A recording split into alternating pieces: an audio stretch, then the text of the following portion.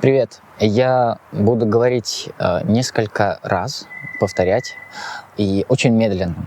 Я Давид Умаров, основатель невидимого Радгу Туркменистан. Моя работа сфокусирована на решении проблем систематической дискриминации и репрессий в отношении уязвимых групп населения в Туркменистане, где квир-люди с ВИЧ-статусом сталкиваются с уголовным преследованием по статьям 133 и 116 Уголовного кодекса. Моя деятельность направлена за право на жизнь ЛГБТ-людей с ВИЧ-статусом в Туркменистане, за отмену уголовного преследования и освобождение осужденных по статье 133 и 116.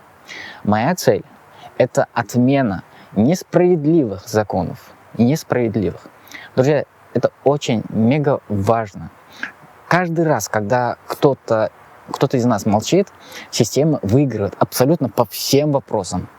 Каждый раз, когда мы говорим, она дает сбой. Пожалуйста, научитесь понимать, что если бы вы делились своими переживаниями, историями, трудностями, то от этого больше толку, понимаешь? Большинство из нас даже не знает, как это даже говорить о своих чувствах, как выразить свои переживания через слова. Мы потеряли себя, нас нету. Но это не наша вина, потому что это на самом деле трагедия, огромная трагедия. У нас отняли свободу. Мы не знаем, что это. У нас отняли жизнь. Иногда вы не понимаете, что я говорю. У кого даже нет слов в запасе объяснить, что они переживают. Ребята, как мне голову ломает, как мне до вас достучаться? Как?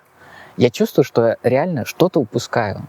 Но, простите, у меня нет возможности вернуться в страну и говорить, и действовать. Я делал это ранее, и действовал, и дорого за это заплатил.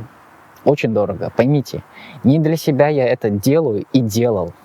Не для себя. Прямо сейчас я хочу вам показать инструмент, который поможет нам, повторяю, нам не только говорить о преступлениях против ЛГБТ-людей в Туркменистане, но и фиксировать их. Фиксировать, собирать факты и делать эти преступления видимыми.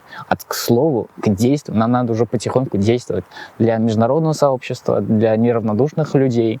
Сейчас я подготовил форму для мониторинга нарушений, которую может заполнить абсолютно каждый, кто столкнулся с преследованиями, насилием или дискриминацией из-за своей сексуальной ориентации или гендерной идентичности или ВИЧ-статуса. Это наш способ показать реальную картину жизни, а не телевизор. Кто мы, через что мы проходим. Это информация, которая даст нам силу. Потому что факты, реальные данные, реальные истории – это оружие, которое невозможно игнорировать. Я понимаю то, что наши делегаты могут отменить реальность, но кто может заполнить форму? Те, кто столкнулся с нарушением прав, аресты, насилие, шантаж, принудительное медицинское обследование. Если это случилось с вами, заполняйте. Те, кто знают, пожалуйста, я тоже очень прошу, те, кто знают пострадавших, если вы стали свидетелями или вам известны такие случаи, поделитесь этой информацией. Очень прошу. Почему это важно? Потому что нас преследуют, поймите, нас тихо уничтожают. У нас отнимают все. Государство Туркменистан отрицает, именно государство, власть отрицает сам факт нашего существования. А если признает, то только в качестве преступников, педофилов, больными, харамом и ошибкой, либо излюбленные традиционные ценности. Тебя это не бесит? Что будет с этими данными? Я собираю их не просто так. Это часть большой работы. Мониторинг, доклады международным организациям, давление на режим, привлечение внимания. Без реальной статистики, без истории нас легко игнорировать. С цифрами, фактами, голосами нет. Эта форма предназначена для зафиксирования случаев нарушений прав человека, о случаях дискриминации, насилия, с которыми сталкиваются ЛГБТ-люди в Туркменистане и за его пределами. За его пределами. Еще раз. Почему это важно? Потому что нас сажают по 133, 116, по 16 статье. Потому что полиция избивает и шантажирует. Потому что людей лишает работы, семьи, жизни. Я много лет борюсь за право на жизнь ЛГБТ-людей в Туркменистане и за его пределами. Но без реальных данных, без фактов и свидетельств международного сообщества трудно понять масштаб трагедии.